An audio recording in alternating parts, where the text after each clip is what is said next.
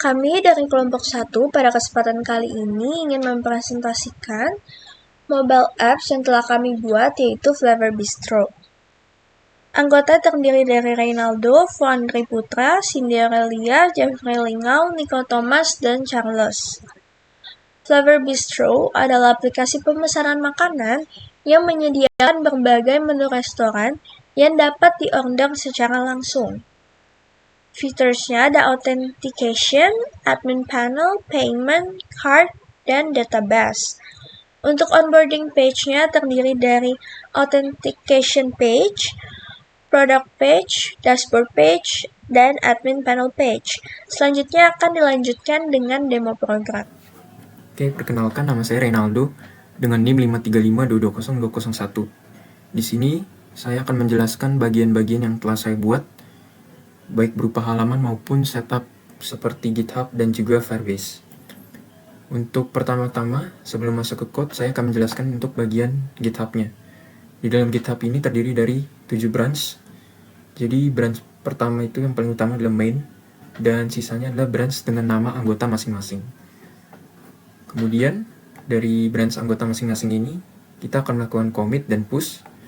Setelah itu akan mengajukan pull request. Dari pull request tersebut, jika tidak ada konflik, maka akan saya lakukan merge kepada branch main.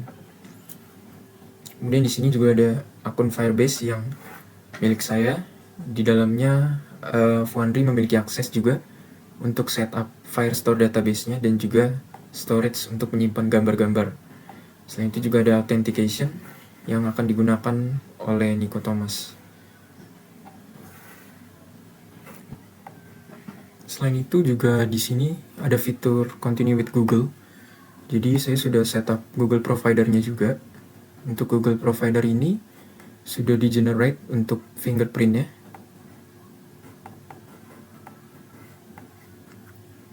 Di SHA Certificate Fingerprints, sehingga dapat login melalui file APK. Nanti file APK-nya juga akan dilampirkan dalam link Google Drive. Kemudian setelah itu masuk ke dalam halaman utamanya.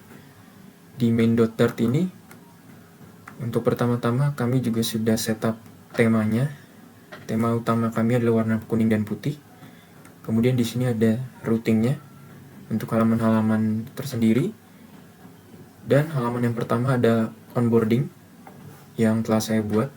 Dalam halaman onboarding ini, pertama-tama dia akan merender list dari map ini. Jadi di dalam list ini terdapat data-data statis saja dan juga ilustrasi. Kemudian aku lakukan list.generate sesuai data-data tersebut, sehingga dari onboarding.dart ini membagi menjadi sekaligus 3 halaman, onboarding 1, 2, dan 3. Kemudian setelah itu saya akan coba login terlebih dahulu untuk menjelaskan halaman home.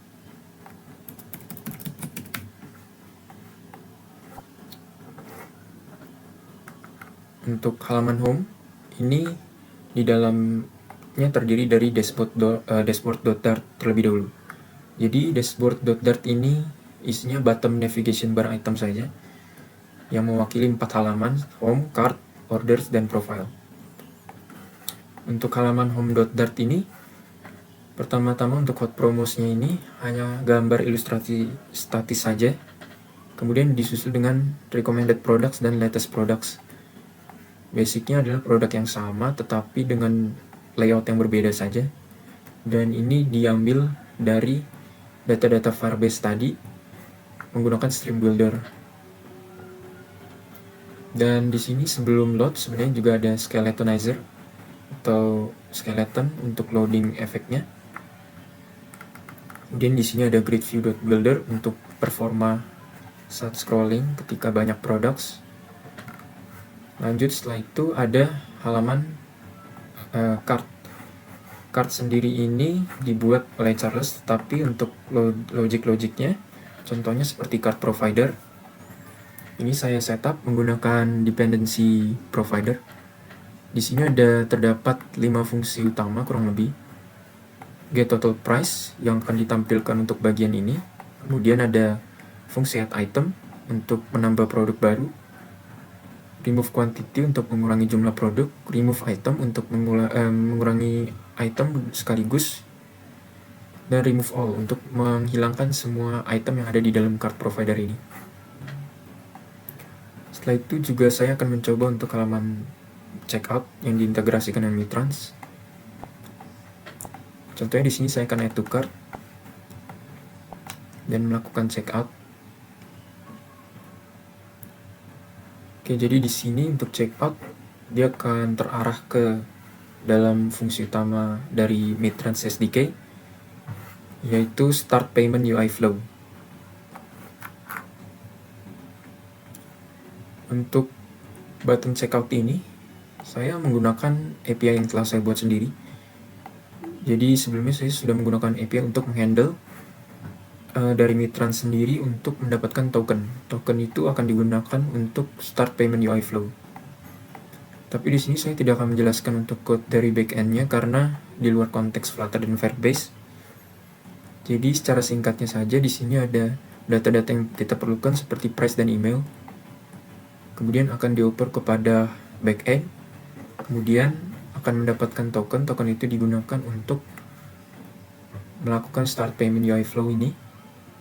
Contohnya di sini saya akan menggunakan kartu kredit atau debit. Di sini untuk informasi kartunya bisa menggunakan fungsi yang saya lakukan seperti ini.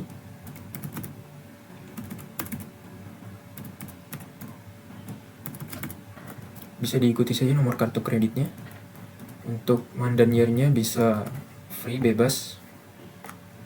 Kemudian saat dilakukan bayar sekarang, Anda akan meminta input verifikasi. Setelah pembayaran selesai, maka item-item yang ada di dalam cart sudah di-remove dan akan muncul toast pembayaran berhasil. Untuk selain itu juga ada fungsi utils yang dibuat.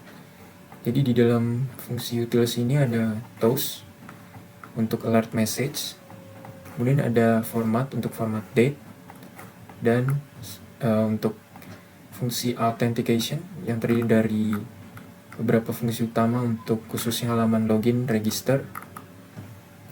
Yang pertama checkout status.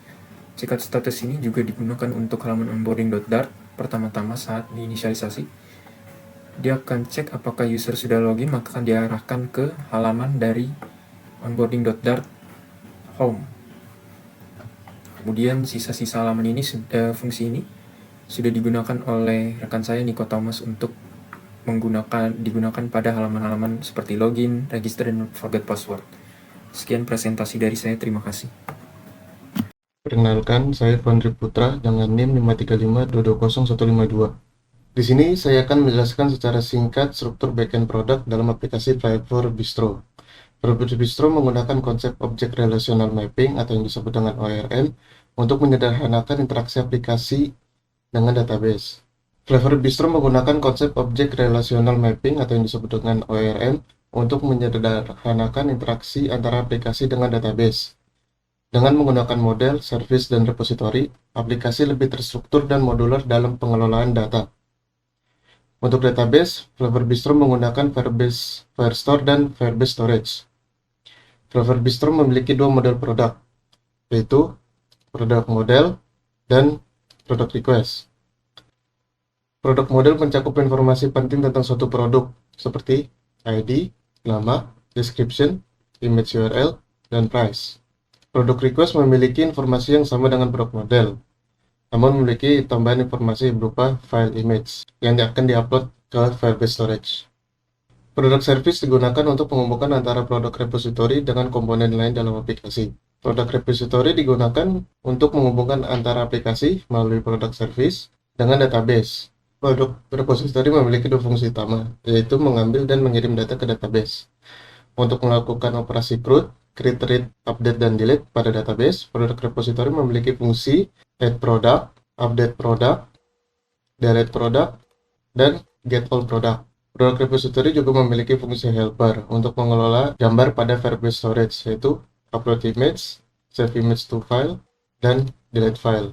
Nama saya Jeffrey Lingau dengan NIM 535220126. Di sini saya akan menjelaskan mengenai page profile, add product, dan modify product. Pertama-tama di sini dapat kita lihat dalam page profile ini memiliki title bar profile, dan di sisi kanan ini tersedia logout button yang kalau ditekan akan menglogout akun yang telah kita login. Kemudian kita juga memiliki image profile dan username dari ID email kita. Setelahnya kita memiliki admin panel untuk mengakses berbagai fitur seperti add product dan modify product yang kalau ditekan akan mengarahkan root terhadap page add product dan modify product. Kita juga memiliki page contact us, frequently asked question, dan logout button lainnya juga. Kemudian akan saya jelaskan mengenai cara untuk menambah produknya. Di sini dapat kita masukkan nama produk yang ingin kita tambah, seperti contohnya es klepon dengan harga 8.000. Deskripsi produk opsional, apakah kita mau memasukkannya atau tidak.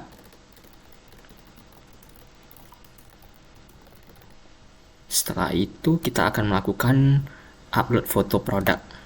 Di sini dapat memilih apakah kita mau menambah upload foto dari kamera atau galeri. Di sini saya akan memilih galeri karena saya sudah memiliki image yang sudah saya download. Kemudian kita pilih gambar yang kita inginkan.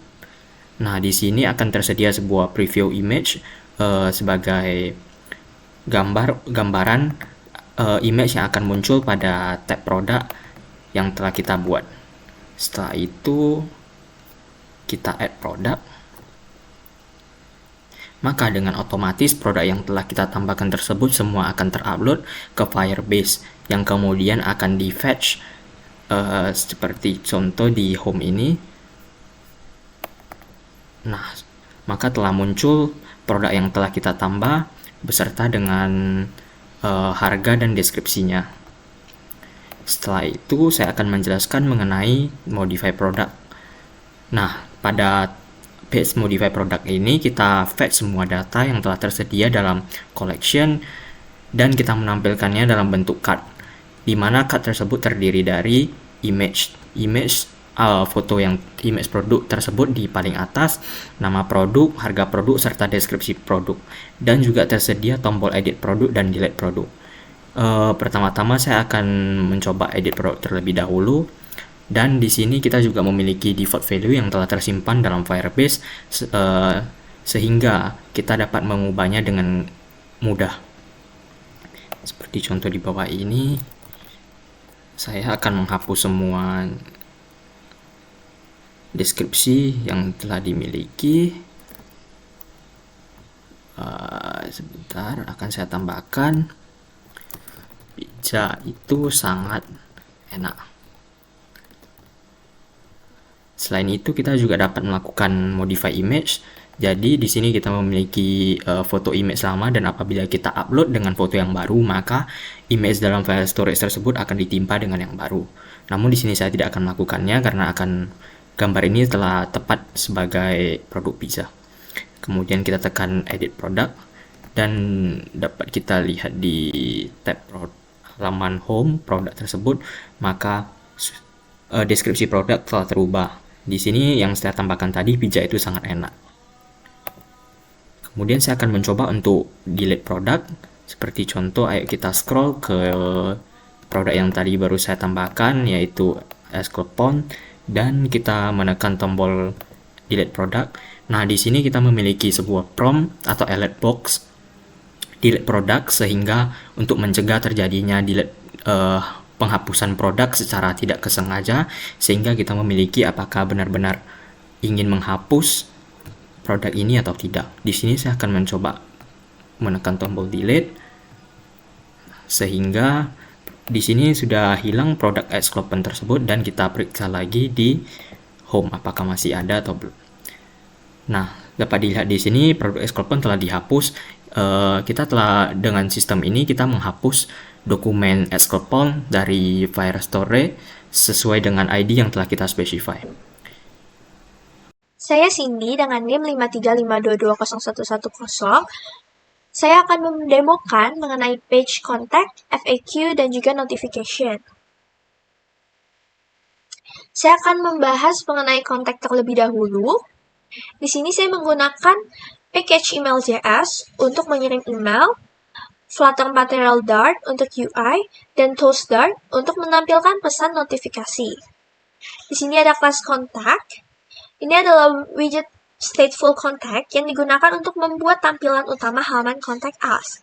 Selanjutnya ada contact state. Ini adalah state dari widget contact, di mana di dalamnya saya mendeklarasikan beberapa variabel dan controller yang akan digunakan untuk mengolah form dan proses pengiriman email.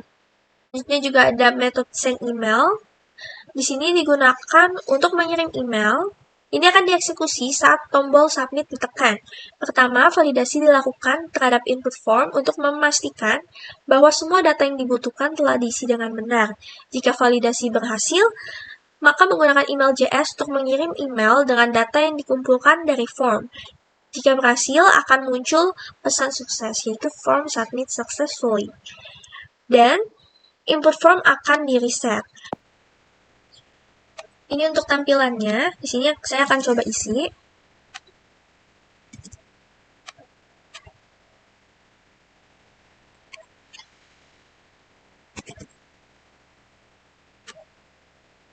Saya akan mengosongkan kolom subjek dan juga saya akan memberi pesan singkat. Nah, saat saya submit, dia tidak bisa tersubmit karena untuk pesan ini, dia harus lebih dari 20 karakter agar bisa tersubmit. Oke. Dan juga kolom subjek tidak boleh kosong. Nah, ketika saya submit, dan berhasil, tampilan form akan terreset. Selanjutnya, di page notifications ini, saya akan menjelaskan secara singkat saja untuk package-nya. Di sini untuk memformat tanggal, dan ini tampilannya. Page notifications ini akan menampilkan pesanan yang sedang dikirim, pesanan yang telah selesai, dan pesanan yang dibatalkan. Selanjutnya untuk page FAQ, di sini terdapat list FAQ items yang berisi daftar pertanyaan dan jawaban. Dan juga ada method build yang digunakan untuk merender tampilan halaman FAQ. Di mana halaman FAQ berisi daftar pertanyaan yang dapat di-expand atau diperluas dan menampilkan jawaban ketika pertanyaan diklik. Di sini saya langsung contohkan saja. Jadi di sini ada berisi pertanyaan dan ketika diklik maka muncul jawabannya.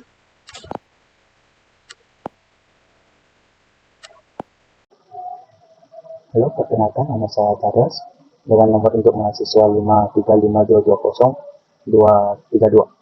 Hari ini saya akan mendemokan aplikasi dan untuk menjelaskan bagian card dan order history.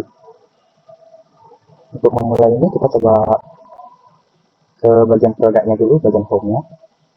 Kita ke Pizza, kita coba add to cart. Sudah add, kita kembali dan kita tambahin satu produk lagi yang select. Kita coba add to cart, kita kembali, kita coba ke bagian card-nya yang sini. Untuk bagian card-nya sendiri di sini ada add bar-nya ini dan ada ini my card. Ini kita pakai card untuk buat ekonominya my card dan ada konfliknya ini clear ya. Jadi kalau misalnya ini kita tekan nanti bakalan hilang produk kedua ini. Coba. Nah, udah hilang kan? Jadi fungsi tombol clear untuk menghapuskan langsung semua yang ada di card. Kita coba kembali, kita add pizza, kita add salad, dan kemudian di sini untuk produknya, untuk makanan gitu, kita pakai card juga, dan di sini ada untuk namanya dan ada list harganya, dan di sini juga udah ada tombol min sama tombol plus sama ini untuk quantity-nya. Untuk seperti ini contohnya. ini untuk tambah, dan ini untuk kurang. Kalau misalnya 1 kita kurangin, nanti bakalan kehapus sendiri. Selanjutnya di bagian bawah kita juga menggunakan card untuk menghitung total harganya, dan ada tombol checkout juga, jadi nanti bisa kayak untuk pembayaran gitu. Coba kita tekan. Nah, ini pembayarannya tidak berhasil, kita kembali. Selanjutnya kita coba bahas yang ini, bagian counter history. Kita coba lihat di sini. Untuk bagian counter history kita ada untuk asetnya seperti ini: gambar nama, order ID. Untuk ininya kita pakai add bar buat menghiasi atasnya, dan untuk order history yang per order itu kita menggunakan card untuk buat kotak-kotaknya. Dan di sini bisa dilihat ada statusnya selesai, paid, sama dibatalkan. Dan di sini ada order ID, ada total itemnya, dan total price-nya. Jadi untuk orderan yang udah selesai, order history bakalan ditampilin di sini. Perkenalkan, nama saya Niko Thomas dengan NIM 535220133. Di sini saya ingin membahas mengenai authentication page yang terdiri dari login, register, dan forgot password. Di sini ada package yang penting di authentication page, yaitu Autodat. Nah, di Autodat sendiri ada 3 package penting yang kami pakai dari Firebase.Google, di mana Firebase.out ini berfungsi untuk autentifikasi email dan password yang diinput. Kemudian Google Sign-in ini untuk autentifikasi akun Google secara langsung. Kemudian ada Cloudflare Store sebagai database. Nah, di sini ada beberapa construct di mana chat status yang berfungsi untuk chat status dari email dan password yang diinput oleh user. Kemudian ada login yang pastinya asinkron di Firebase langsung ya, dan berlaku untuk register dan reset password. Dan password register seperti namanya juga untuk mendaftar. Reset password untuk melakukan reset password yang nantinya akan dikirim melalui email dari akun yang diinput. Kemudian ada profile untuk mengubah data-data seperti full name, phone number, gender, dan birthday. Jika gagal, ya muncul kuno update profile di TOS. Kemudian ada Google Login yang berfungsi sebagai autentifikasi Google Login. Kemudian ada format plus format, ini untuk date saja ya. Jadi contohnya 15/03/2004 nantinya akan ditampilkan di register page. Kemudian ada TOS, ada 2 value, sukses dan error. Jika sukses maka akan diberi warna hijau, jika error akan diberi warna merah. Dan durasi muncul TOS-nya 500 milliseconds. Oke, masuk ke login page. Di sini ada bool second equal false. Ini menandakan bahwa ada perubahan di sini. Jika true maka akan diberi warna primary, jika false akan diberi warna gray. Dan login sendiri berfungsi sebagai untuk page ini berjalan. Jika false, maka page ini tidak bisa melakukan apa-apa, diinput atau ditekan. Kemudian ada controller yang berfungsi untuk autentifikasi dan menerima inputan dari user. Di post ini berfungsi untuk menghentikan kegiatan controller. Nah, di sini kan ada try state login scenario. Page ini akan berjalan sebelum melakukan penekanan tombol login. Jika sudah ada tombol login sukses, login successfully, dashboard, masuk ke dashboard, maka muncul TOS. Nah, muncul TOS, sukses, lalu loadingnya false. Nah, page ini nggak bisa jalan lagi. Kemudian jika gagal ya invalid email password dan muncul TOS warna merah. Di sini ada build dari page login, dan langsung aja masuk ke email. Nah, di sini email ada task config. Ini task config berfungsi untuk menerima inputan. Kemudian controller seperti yang saya bahas sebelumnya, dan space icon. Ini juga space icon ini berfungsi untuk membuat icon ini berada di daerah kanan. Bisa juga pakai prefix untuk membuat icon berada di daerah kiri. Kemudian ada validator. Jika tidak ada add, maka input emailnya tidak valid ya. Jadi harus pakai add. Jika tidak ada apa-apa ya nol hasilnya. Kemudian password juga sama. Ada validatornya. Jika kurang dari 6 maka passwordnya akan muncul alert bahwa password must be at least 6 character. Gitu. Kemudian kita masuk ke checkerbox.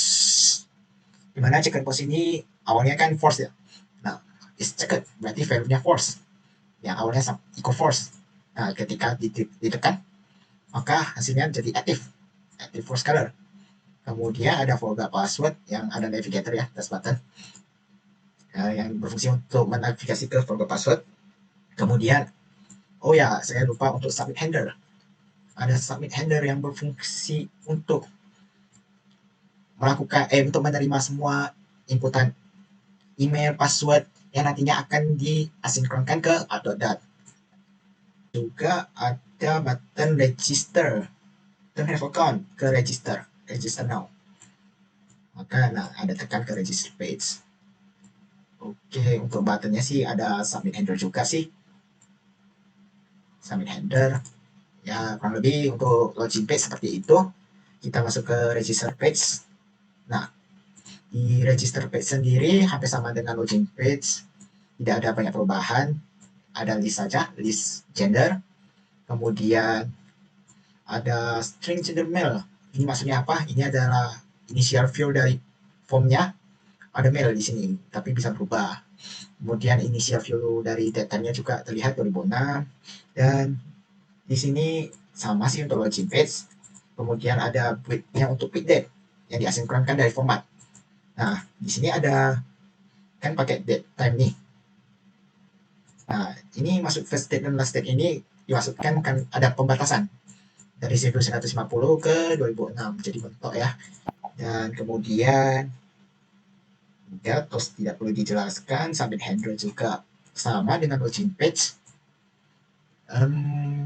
Untuk membahas email sih sudah tidak perlu, langsung ke gender.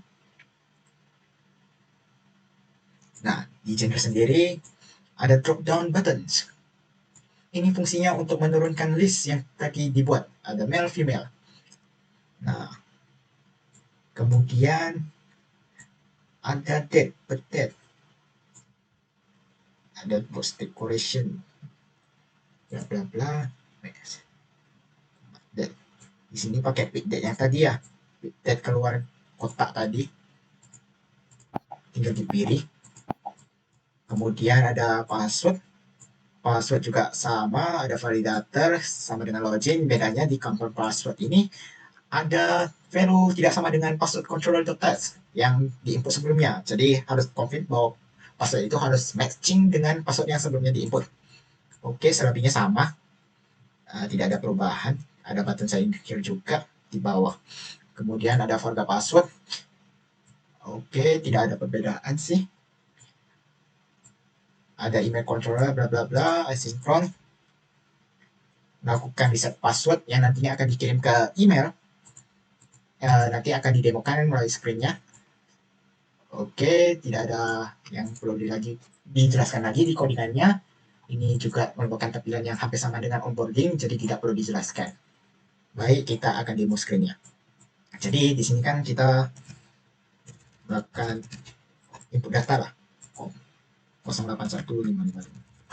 Kemudian email, kita memakai email yang telah terdaftar terlebih dahulu untuk membuktikan bahwa tos merahnya keluar. Kemudian tidak perlu dibug. Kemudian ini dan gagal. Kenapa? Karena kurang dari 6 karakter, maka kita beri karakter. Dan ada tos merah, itu menandakan emailnya sudah terdaftar, maka kita perlu memakai password email yang berbeda. Oke, kemudian bagaimana dengan reset password? Nah, kita memakai email yang sudah melakukan email yang sudah terdaftar gitu.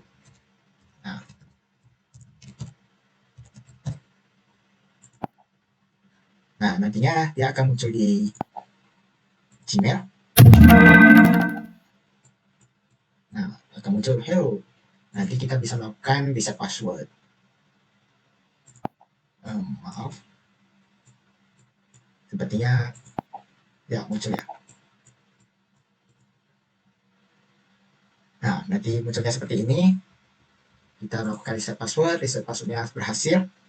Dan ya, back to login, dan kamu bisa melogin dengan akun itu dengan password baru. Dan kamu juga bisa sign in melalui Google. Nah, akun Google yang kamu mau dan login ke aplikasi Flavor Bistro. Ya, sekian sih dari Page Authentication. Terima kasih.